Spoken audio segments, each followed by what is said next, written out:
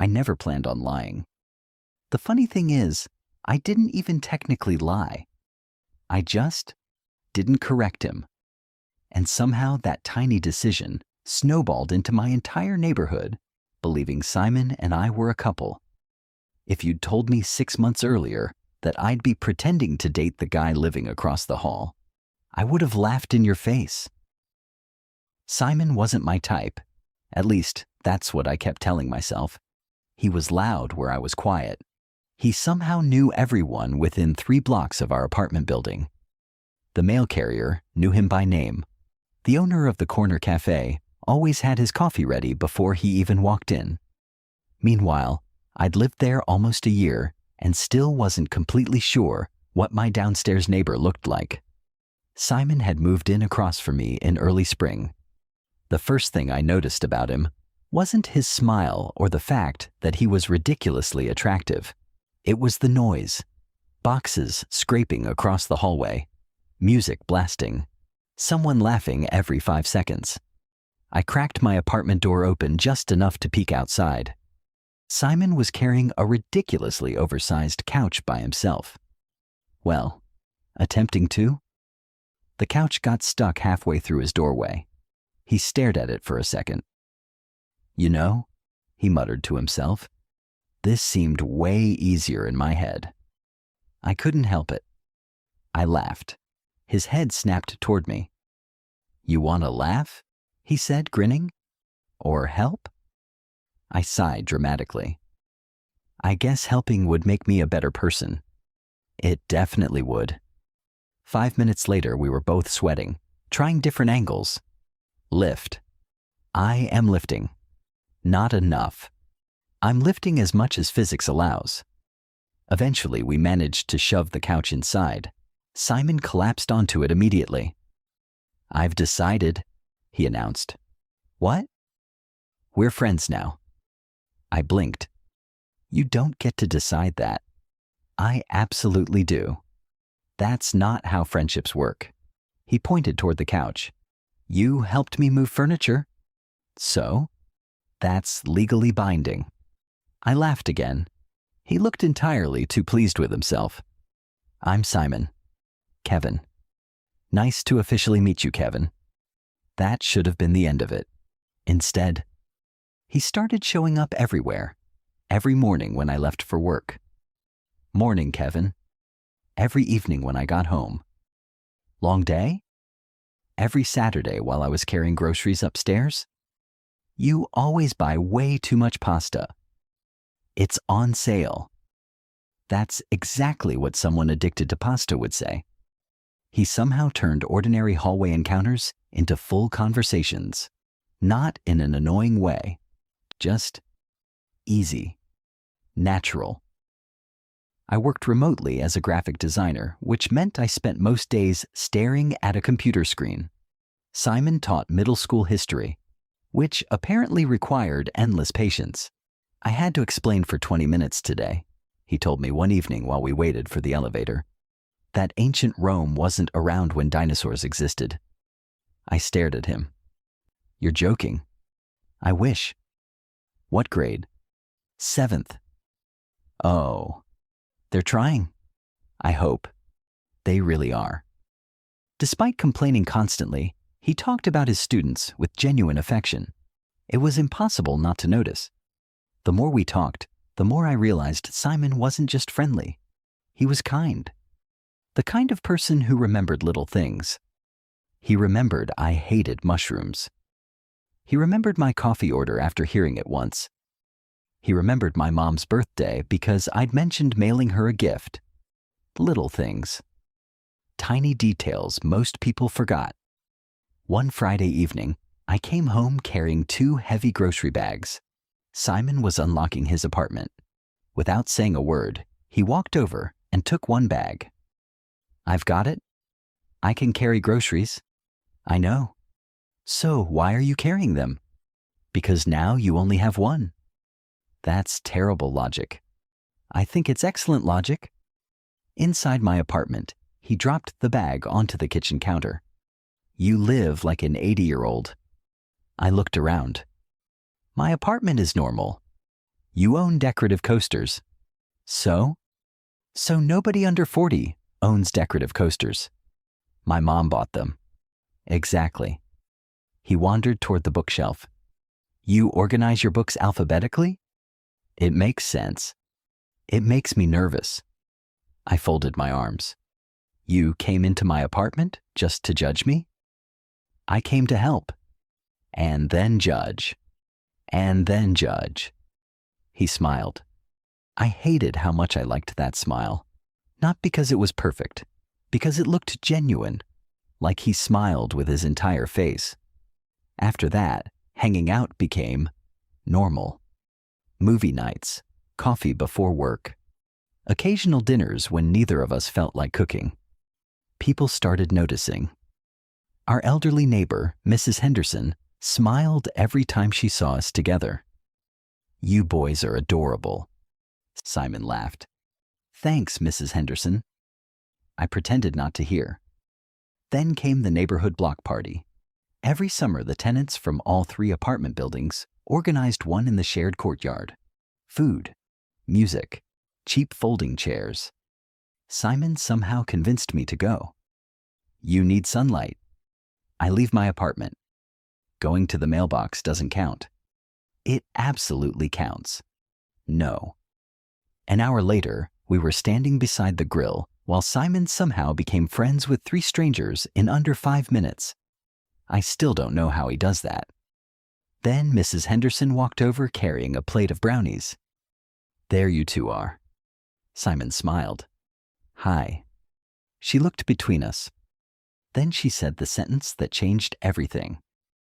I've been telling everyone the new couple across the hall is just the sweetest. I nearly choked on my drink. Simon blinked.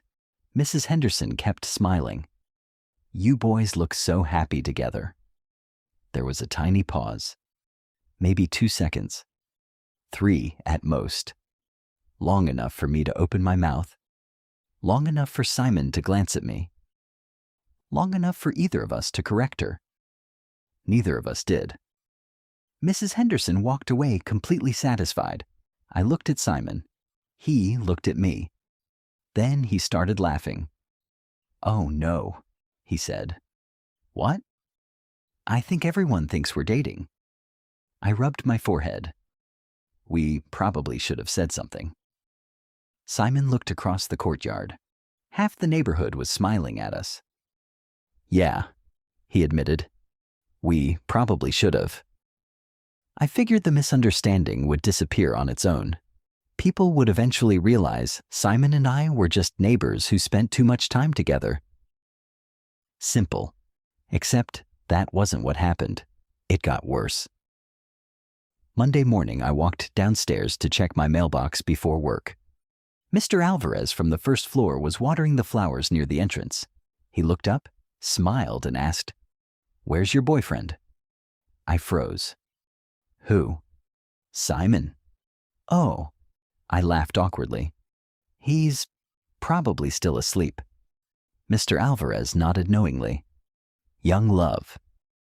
Before I could say anything, he went back to watering the flowers. I stood there holding my mail. What just happened? That evening, I knocked on Simon's door.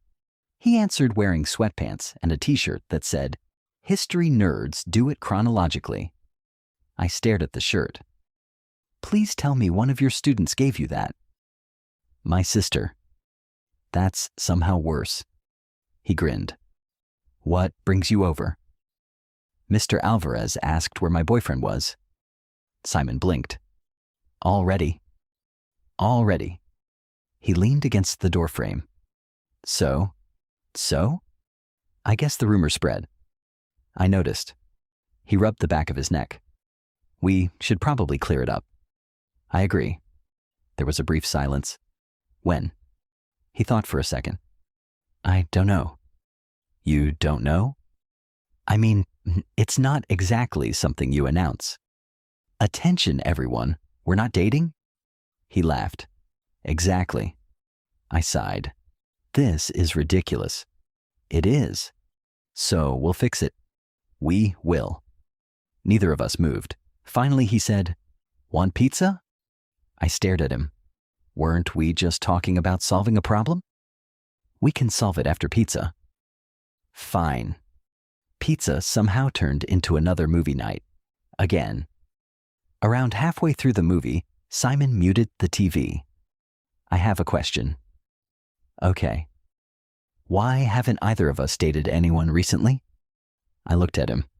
That's random. I know. I shrugged. I've been busy. Work and life. He nodded. Fair. What about you? He stretched his legs across the couch. Teaching middle school is the greatest form of birth control imaginable. I laughed.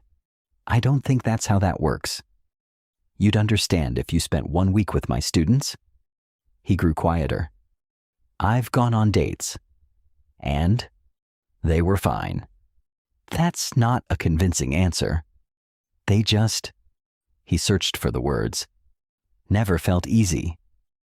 I understood that feeling more than I wanted to admit. The rumor refused to die. If anything, it kept growing. The woman at the coffee shop started asking if Simon wanted the usual for Kevin. The dry cleaner asked if we wanted our receipts together. Someone left a tiny gift basket outside my apartment. The attached card read, "To the cutest couple in the building." Inside were homemade cookies. Simon held up the card. This is getting out of hand. I nodded. I know. He picked up a cookie. These are really good, though. Simon. What? You can't eat the evidence. They're chocolate chip. That's not the point. He took another bite. It is a little the point. The following Saturday, Simon convinced me to help him buy a bookshelf. You owe me. For what? I carried your groceries. 1 grocery bag. It was heavy? It contained cereal. Cereal is emotionally heavy. I hate your arguments. I know. The furniture store was packed. After finally choosing a bookshelf, we wrestled the enormous flat-packed box toward the checkout. The cashier smiled warmly. You two just move in together? I opened my mouth. Simon opened his. Neither of us answered quickly enough. The cashier beamed. That's so exciting. Simon looked at me. I looked at Simon. Thanks, he said automatically. As soon as we walked outside, I smacked his arm. You thanked her. I panicked. You panicked. You didn't say anything either. I was shocked. He laughed so hard he nearly dropped the bookshelf. This is officially our fault. It became our fault 3 misunderstandings ago. That afternoon, we assembled the bookshelf, or at least attempted to. Simon stared at the instruction manual upside down. I think step forward's impossible. You're holding it upside down. No, I'm not. You are. He turned it around. Oh, I took the screwdriver from him. You teach children? They're surprisingly forgiving. I hope so. An hour later, we finally finished. Simon stepped back proudly. It's beautiful. 1 shelf immediately tilted sideways. We both stared at it. It has character, Simon said. It has gravity. A few days later, something happened that made everything much more complicated. I came home late after meeting a client. As I walked toward my apartment, I heard voices. Mrs. Henderson and another elderly neighbor were sitting on the hallway bench.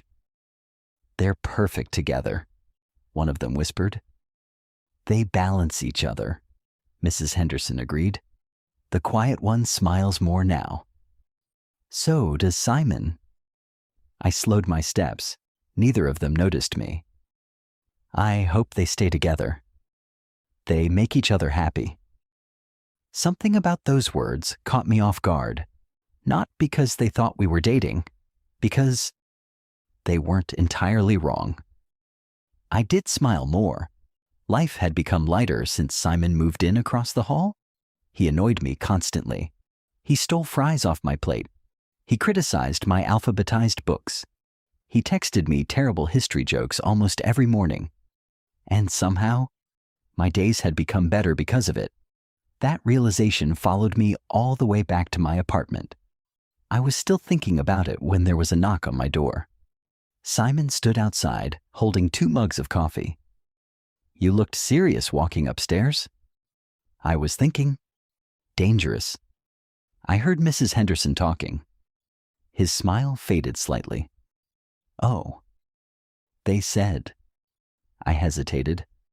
"They said we make each other happy." Simon didn't joke this time.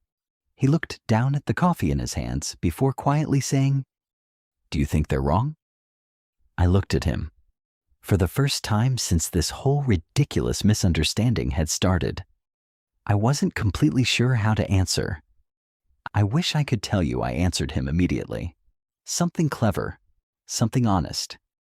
Instead, I just stood there looking at him while 2 mugs of coffee slowly filled the hallway with the smell of roasted beans. Simon gave me an awkward smile. That was probably too serious. A little. "Sorry." "No." I shook my head. I just wasn't expecting the question. He nodded like he understood. I wasn't really expecting to ask it. Neither of us spoke for a few seconds. Finally, I stepped aside. "You coming in?" He smiled again. "I thought you'd never ask." We spent the next hour talking about everything except what he'd asked. His students. My latest design project. Whether pineapple belonged on pizza. It absolutely didn't. Eventually, Simon glanced at the clock. I should head home. I walked him to the door. Just before leaving, he looked back. "For what it's worth? Yeah? I am happier since you moved in across the hall."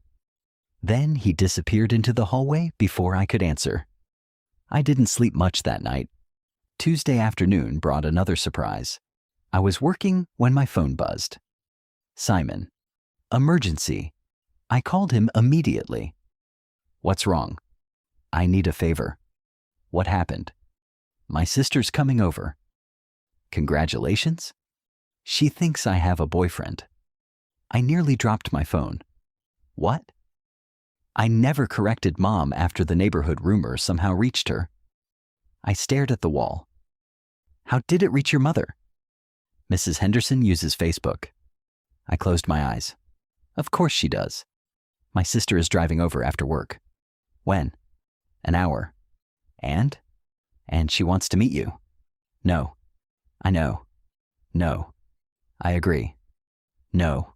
He sighed dramatically. "Kevin, I'm not pretending to be your boyfriend. I'm not asking you to pretend." I waited. "I'm asking you to have dinner."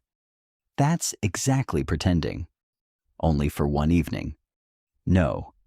"I'll buy dessert." "Simon, I'll also do your grocery shopping next week." "Keep talking."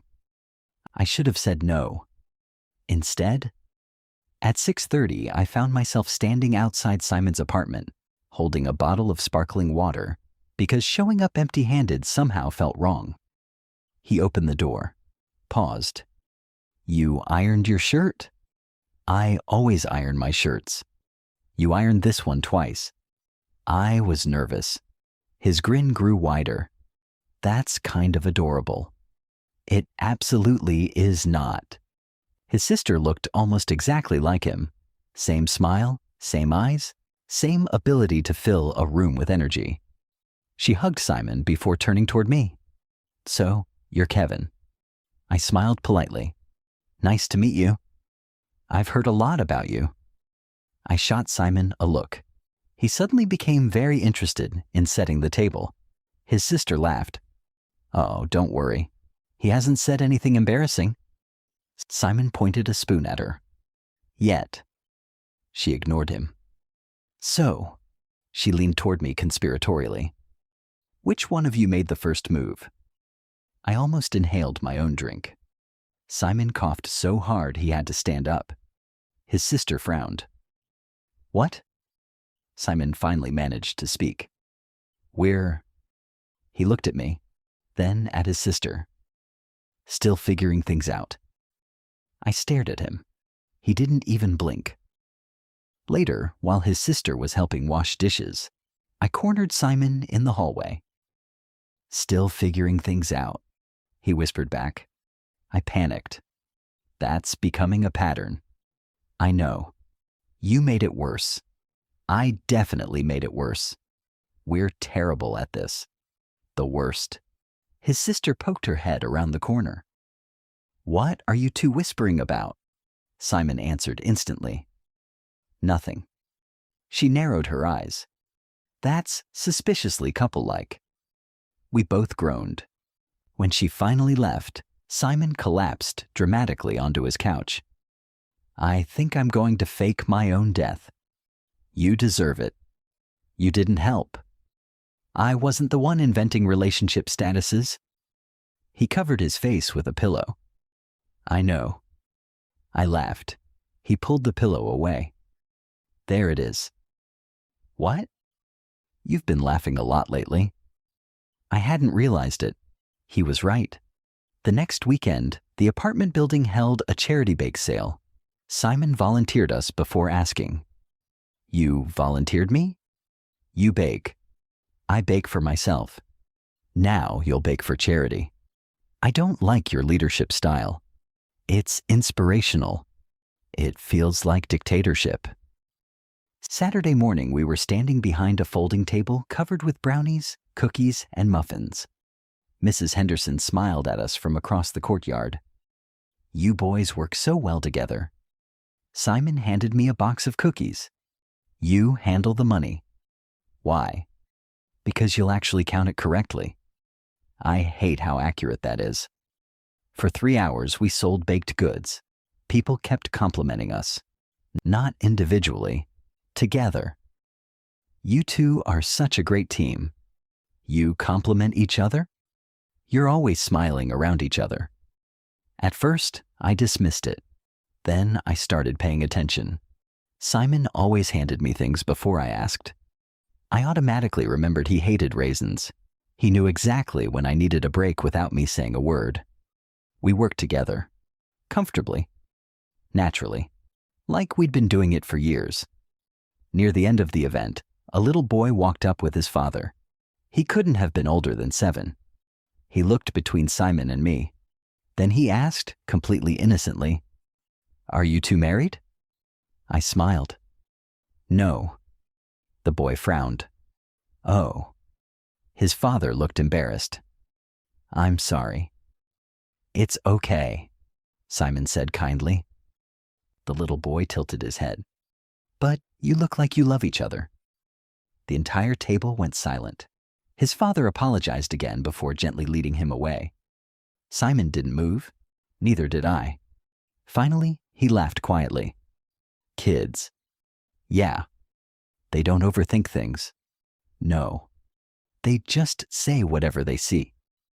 For some reason, neither of us found that sentence very funny. That evening, after everything had been cleaned up, we sat on the apartment building's rooftop watching the sunset. The city looked peaceful from up there. Cars drifted below. The sky turned orange. Simon broke the silence. "Can I ask you something?" "You've already asked 2 dangerous questions this week." "This one's worse." I sighed. "Go ahead." He looked out over the skyline instead of at me.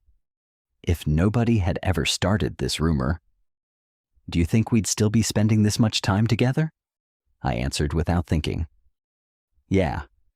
He smiled softly. "I hoped you'd say that." I looked at him. The breeze moved a strand of hair across his forehead. Without really thinking about it, I reached over and brushed it back into place, the second my fingers touched him. We both froze. Neither of us pulled away immediately. Neither of us said a word. But for the first time, the silence between us didn't feel awkward. It felt like something had quietly changed. Neither of us mentioned what happened on the rooftop. Not that night. Not the next morning. Not for almost a week. Which somehow made it even more obvious. Because once you notice something has changed, you notice everything. Simon started lingering at my apartment door a little longer before saying goodbye. I caught myself smiling every time I heard his footsteps in the hallway. He texted me more often. Not about anything important. Just, Simon, your plant looks healthier. Me, that's because you keep watering it. Simon, you're welcome. Or, Simon, one of my students just asked if George Washington had Instagram. Me, what did you tell him? Simon, that he'd definitely post blurry crossing the Delaware selfies. Somehow those ridiculous conversations became the best part of my day. One Thursday evening, there was a knock on my door. Simon stood there looking unusually nervous. You busy? I just finished work. He nodded. Good. Why do you sound like you're about to ask me for something expensive? I need a date. I blinked. Excuse me? Not like that. I was about to say. He rubbed the back of his neck. The school is having a fundraising dinner tomorrow. Okay. Teachers can bring someone. And? I accidentally told everyone I already had. I stared at him. You keep accidentally doing that. I know. So now they all expect to meet. He pointed at me. You. I laughed. No. I'll owe you. You already owe me. I'll owe you more. Friday evening arrived much faster than I wanted. Simon looked surprisingly handsome in a navy button-up shirt. I immediately regretted noticing. You clean up nicely, he said. You too. He smiled. For some reason, neither of us joked after that. The fundraiser was held in the school gym. It had been transformed with string lights, decorated tables, and enough homemade desserts to feed an army. Teachers waved the second Simon walked in. There he is. And you brought Kevin. Someone immediately pulled us toward a table. This is Kevin, Simon introduced me. My neighbor. The teacher looked confused. Oh. Simon hesitated. And I looked at him. He looked at me. The guy everyone's been hearing about. That somehow satisfied everyone. Dinner went surprisingly well. His coworkers were funny. His principal thanked me for putting up with Simon. One teacher leaned toward me and whispered, "He talks about you constantly." I nearly dropped my fork. I'm sorry? She smiled. It's sweet. Before I could ask what she meant, someone called her away. The rest of the evening I couldn't stop thinking about those words. He talks about you constantly. On the drive home, I finally asked, Do you? Simon kept his eyes on the road. Do I what? Talk about me. He smiled sheepishly. Maybe. How much is maybe? I mention you. Simon? A normal amount. What is a normal amount? I don't know. He laughed. My coworkers know your favorite coffee. I stared at him. They know that. They also know you alphabetize your books. Oh my God. And that you refuse to eat mushrooms. You've been giving presentations. I've been telling stories. I covered my face. I'm never speaking to your coworkers again. They already love you. The next morning, I decided to get revenge. I showed up outside Simon's apartment holding coffee. He opened the door. Morning. I have a question. He narrowed his eyes. That sounds dangerous. How much do your students know about me? He laughed immediately. I've mentioned you. Mentioned? They know my neighbor helped build my crooked bookshelf. They know about the bookshelf? They voted to keep it. I couldn't help laughing. They voted? It became a class discussion. I don't know if I'm impressed or concerned. Both are fair. That afternoon, we walked to the neighborhood farmer's market. It had become another one of our routines. Simon insisted on buying peaches. I insisted he didn't need 12 of them. I absolutely do. You're one person. I believe in ambition. You believe in fruit. I contain multitudes. Halfway through the market, someone called Simon's name. A tall man about our age walked over. Simon. They hugged. Kevin, Simon said. This is Ethan. We went to college together. Ethan smiled warmly. So, you're Kevin. I felt an uncomfortable sense of déjà vu. Apparently, everyone knows me. Ethan laughed. I've been hearing about you for months. I looked at Simon. He suddenly became fascinated by a basket of apples. Months? Ethan kept talking. I honestly wasn't sure you existed. Simon coughed loudly. Ethan. What? You talk about him so much, I figured he had to be imaginary. I folded my arms. Oh, really? Simon looked genuinely embarrassed. It's not like that. Ethan grinned. Oh? It's... Simon struggled for words. Kevin's just important to me. The smile slowly disappeared from Ethan's face. He looked between us. Then something shifted in his expression. A quiet realization. He smiled softly. I've actually got somewhere to be. Simon frowned. You just got here. I know. Ethan looked at me. It was really nice meeting you, Kevin. You too. As he walked away, he glanced back once, not at me, at Simon. There was something oddly knowing about that look. On the walk home, Simon barely spoke. Finally, I asked, You okay? He nodded. Yeah. You've been quiet? So have you. Fair. We reached our building. Neither of us went inside immediately. Simon leaned against the railing. I think Ethan figured something out. What? He looked at me. I don't think he believes we're pretending. A strange flutter settled in my chest. What if he's wrong? Simon asked quietly. I met his eyes. What if? He swallowed. He isn't? I wish I could say I had some perfect answer ready. Something romantic, something brave. Instead, I looked at Simon and said the most Kevin thing imaginable. I don't know. He smiled. I figured. You asked a really unfair question. I know. You couldn't have started with something easier? I considered asking whether pineapple belongs on pizza. That would have been much kinder. He laughed, but there was a nervousness behind it I'd never heard before. I guess I should have. We stood there outside our building while people walked past us. Neither of us seemed ready to go inside. Finally, Simon rubbed the back of his neck. I should probably give you some space. Why? So you don't feel pressured. I don't. He looked at me carefully. You don't? I shook my head. I'm just trying to figure out when pretending stopped feeling like pretending. For a second, he simply stared at me. Then he nodded once. Me too. The next few days felt different. Not awkward. Just careful. We still had coffee together. Still texted throughout the day. Still watched a movie Wednesday night. But every accidental touch lingered a little longer.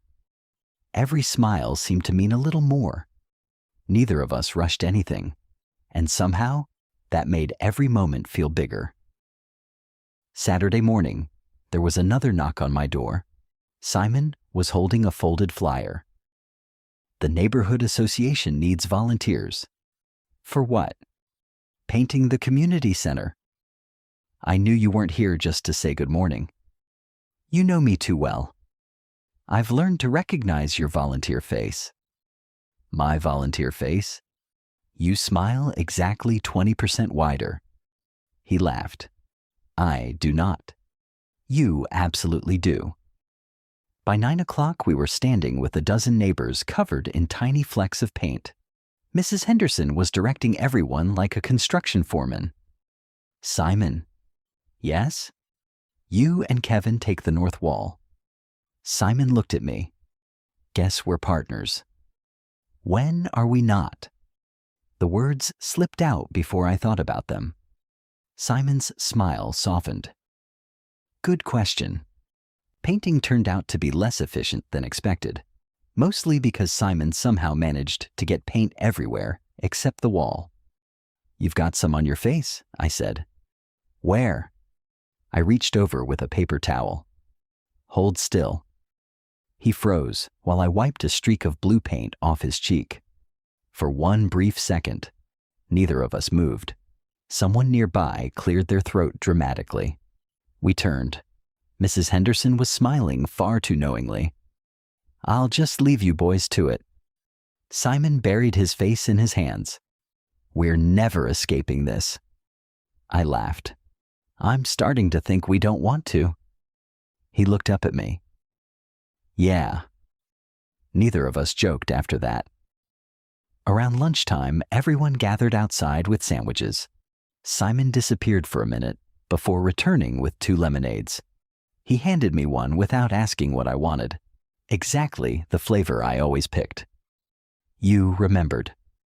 You remember everything for me. Not everything. You reminded me about my dentist appointment. You would have forgotten. I absolutely would have. He sat beside me on the curb. You also remembered my mom's birthday. You remembered mine? I forgot my own birthday until you knocked on my door with cupcakes. He looked genuinely surprised. I was. We both laughed. Then Simon grew quiet. You know, what? I've been thinking. Dangerous. I know. He looked down at the lemonade bottle turning slowly between his hands. I've dated people before. So have I. But, he sighed, I never wanted to tell them every stupid thing that happened during my day. I felt my heartbeat speed up. My students say something ridiculous. He smiled faintly. And the first person I want to text is you. I didn't interrupt. I find a new coffee place. I think whether you'd like it. I watch a movie and wonder if you'd laugh at the same parts. He finally looked at me. I don't think that's what friendship usually feels like. I swallowed. No, I don't think it is. That evening, I couldn't stop replaying the conversation. Around 10, my phone buzzed. Simon, you awake? Me. Yeah. A few seconds later came another message. Simon, can I ask one more unfair question? I smiled despite myself. Me. You never ask fair ones. 3 dots appeared, disappeared, appeared again. Finally. Simon. If nobody else existed. Another pause. Simon, would you go on a date with me? I stared at the screen for almost a full minute. Not because I didn't know the answer, because I did. That terrified me. For months, I'd convinced myself the neighborhood had created this story, that we'd simply gotten caught inside it. But somewhere along the way, it had quietly become real. I typed, deleted it, typed again. Finally, I sent the simplest answer I could. Me. Yes. The reply came almost immediately. Simon. I was really hoping you'd say that. Before I could answer, there was a gentle knock on my apartment door. I opened it. Simon was standing across the hallway. Neither of us spoke. He looked just as nervous as I felt. So? He said quietly. So? I guess? He smiled. We should probably stop pretending.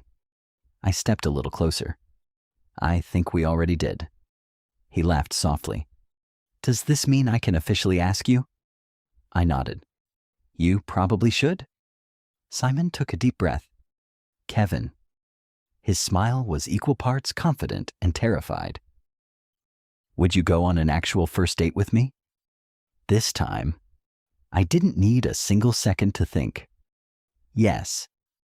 And for the first time since our neighbor had accidentally started the rumor, the truth finally caught up with the story. Our first official date happened 3 days later, not because either of us wanted to wait, because Simon insisted. If we do this, he said, I'm doing it properly. What does that even mean? It means I get to plan. I suddenly have concerns. You should? Friday evening, he knocked on my door wearing a dark green button-up I'd never seen before. I opened the door. He looked me up and down. You cleaned your sneakers. You noticed? You always wear the white ones. I didn't want to ruin the occasion. He smiled in that quiet way I'd started seeing more often lately. I like that. He had planned the entire evening, a small Italian restaurant on the other side of town, a walk through the riverfront park afterward, ice cream from a place he'd apparently been saving for the right moment. You've really been planning this. For a while. How long is a while? He looked slightly embarrassed. Before I admitted it to myself. That answer stayed with me through dinner. Somewhere between pasta and dessert, I realized something strange. Nothing about the night felt different. Not really. We still laughed at the same stupid jokes. Simon still stole fries from my plate. I still rolled my eyes every time he made a terrible history pun. The only real difference was that now I didn't have to pretend I wasn't looking forward to every second with him. On the walk back toward the car, we passed a street musician playing an old acoustic love song. Simon slowed down. You know? No. You don't even know what I was going to say. I know that look. What look? The one that gets us into trouble? He laughed. I was just thinking. Dangerous. What if we dance? I stared at the nearly empty sidewalk. Here? Why not? Because neither of us can dance. Excellent point. Before I could protest, he held out his hand. One song. People walked past without paying much attention. The musician smiled. I sighed dramatically.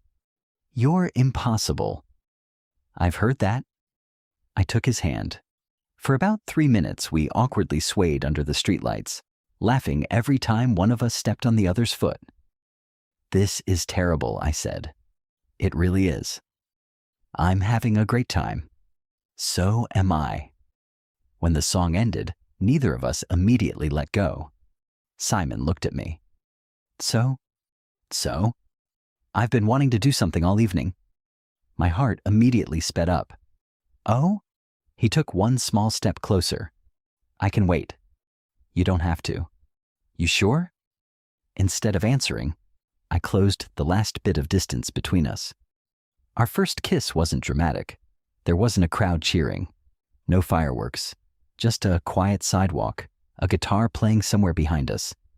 And Simon smiling against my lips before whispering, worth the wait. I laughed. It definitely was. Monday morning, the rumor officially became true. Mrs. Henderson caught us leaving for work together.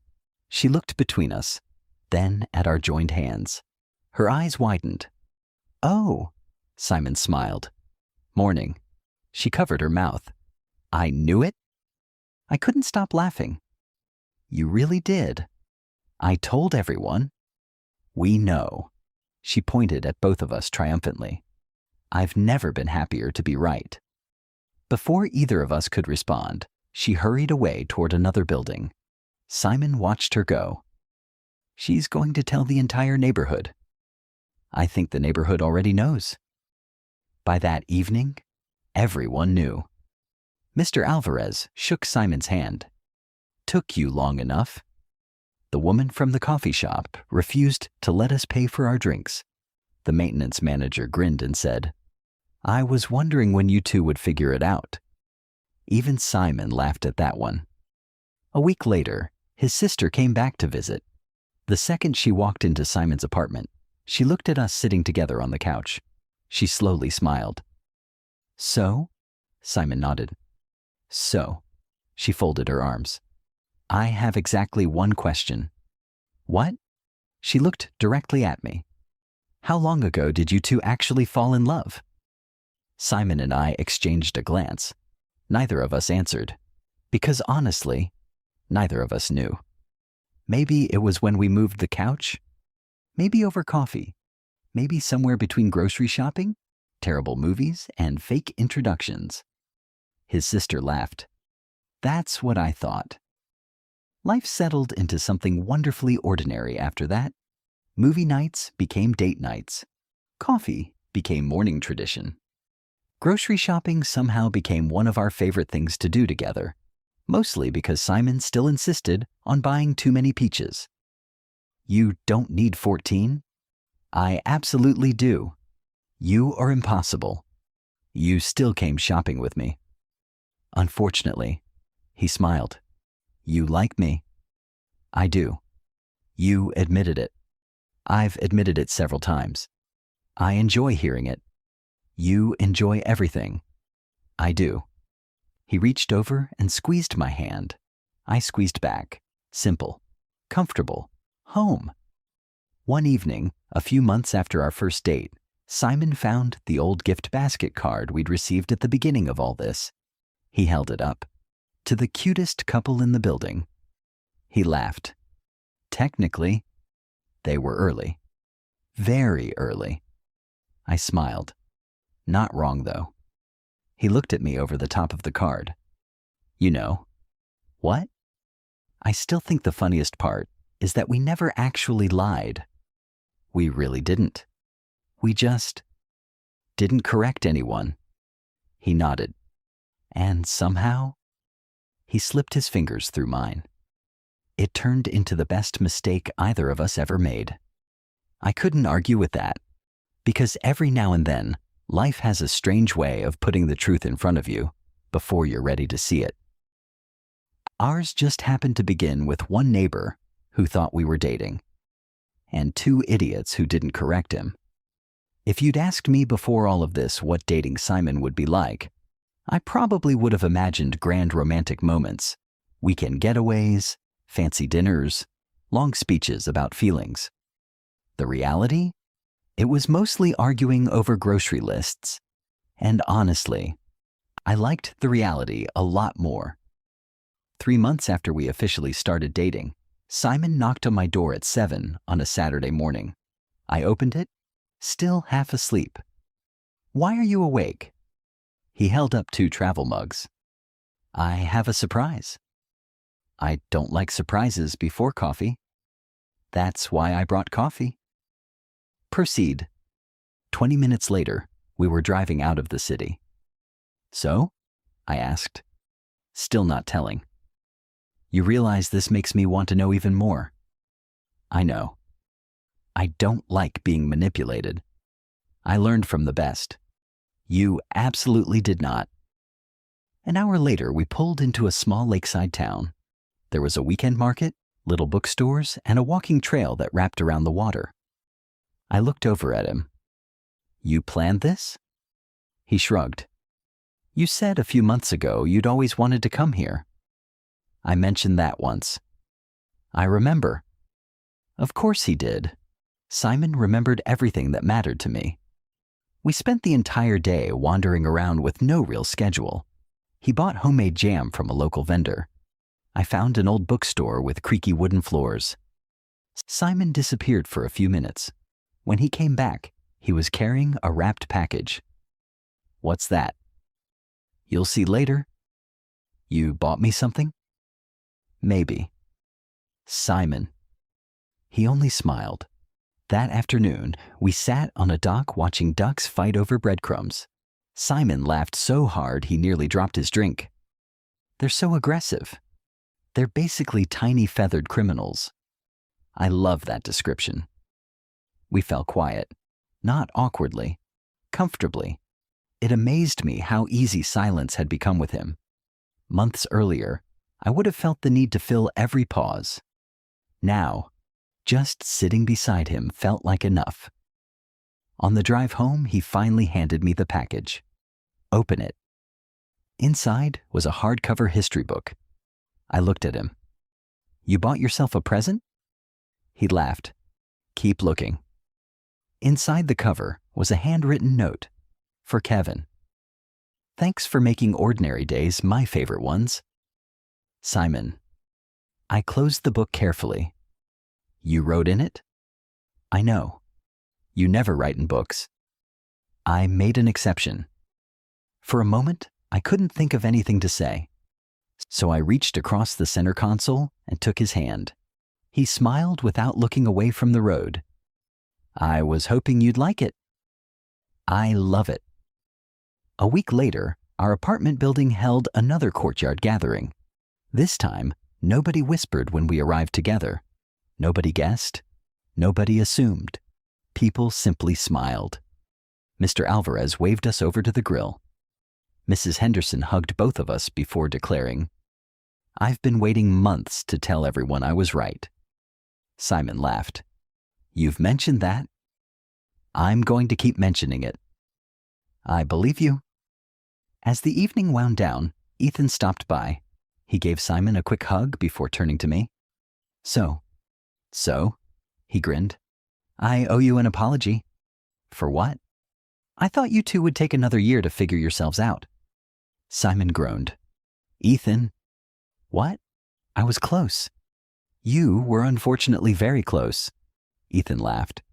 "I've known Simon since college." He looked at me. "I've never seen him this happy." Simon rolled his eyes. "Can we not do this in public?" "No." Ethan clapped him on the shoulder. "You spent years pretending your feelings made no sense." He smiled warmly at both of us. "I'm just glad you finally stopped pretending." After he left, Simon stood quietly for a moment. "What?" "I wasted a lot of time." I squeezed his hand. "We both did." "Do you ever wish we'd figured it out sooner?" I thought about it. Honestly. Then I shook my head. No. "Why not?" "Because if we'd rushed it..." I smiled. "We might have missed becoming best friends first." Simon looked at me for a long second. "I really like that answer." He slipped his fingers through mine. "So do I." As the lights in the courtyard flickered on and our neighbors drifted into easy conversations around us, I realized something simple. The rumor had brought us together, but everything after that, every laugh, every shared coffee, every quiet walk home, was entirely our own. People always ask when the relationship officially started. Simon says it was the night I texted him, "Yes." I say it was our first real date. Mrs. Henderson insists it happened the day we got his couch through the apartment door. Honestly, I think all three answers are a little bit right. Almost a year passed. Somehow our routines stayed almost exactly the same. The only difference was that now they belonged to both of us. Morning coffee, Saturday grocery trips, movie nights, Sunday walks through the neighborhood. We still argued about pineapple on pizza. We still teased each other over everything. And Simon still bought far too many peaches. You know, half of these are going to go bad. They're optimistic peaches. That's not a thing. They believe in themselves. I don't think fruit has confidence. You've clearly never met these peaches. I laughed so hard that an older woman nearby smiled at us. Simon looked ridiculously proud of himself. Mission accomplished. One evening, after dinner, we found ourselves sitting on the apartment building's rooftop again. The exact same place where everything had quietly started changing. The city lights stretched out beneath us. Cars drifted through the streets. A cool breeze carried the smell of rain. Simon leaned back against the low wall. You know what I was thinking? I'm always nervous when you start with that. I miss the crooked bookshelf. It still exists. It barely exists. We assembled it together. We assembled something. I smiled. It hasn't collapsed. Yet. We both laughed. After a few quiet minutes, Simon reached into his jacket pocket. I found something. He unfolded an old, slightly faded card. I recognized it immediately. To the cutest couple in the building. The same card that had come with the gift basket months earlier. I shook my head. You've been carrying that around? For a week. Why? He smiled. I wanted to remind us where this all started. I looked at the card for a long moment. It's funny. What is? The first time we got this, I thought it was the most embarrassing thing that could happen. And now? I looked over at him. Now I'm kind of grateful. A few weeks later, the neighborhood hosted its annual summer block party again, exactly 1 year after the misunderstanding had begun. This time, though, everything felt different. Not because people thought we were together, because they knew. Mr. Alvarez handed Simon a plate from the grill. Don't let Kevin skip dessert. I wasn't planning to. The woman from the coffee shop waved at us from another table. Mrs. Henderson, naturally, was telling the story to anyone willing to listen. I told you from the beginning, she announced dramatically. I knew those boys belonged together. Simon leaned toward me. I think she's going to tell this story forever. I think you're right. As the evening wound down, Mrs. Henderson shuffled over carrying 2 slices of homemade pie. These are for you. You don't have to keep feeding us, Simon said. I absolutely do.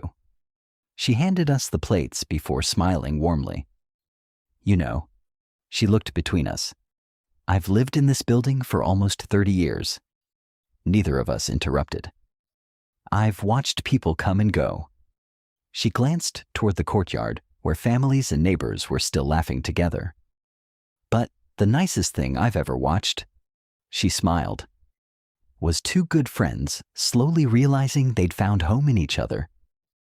For once, neither Simon nor I knew what to say. She patted Simon's shoulder. Take good care of each other. We will, Simon answered quietly. I know. Then she walked away. Later that night, we stood outside our apartment doors, just like we had hundreds of times before. Simon looked across the hallway. Funny. What?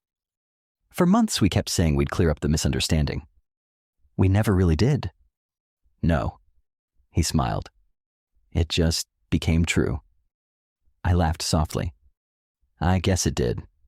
He stepped closer. You know what my favorite part is? What? Not the rumor. Good.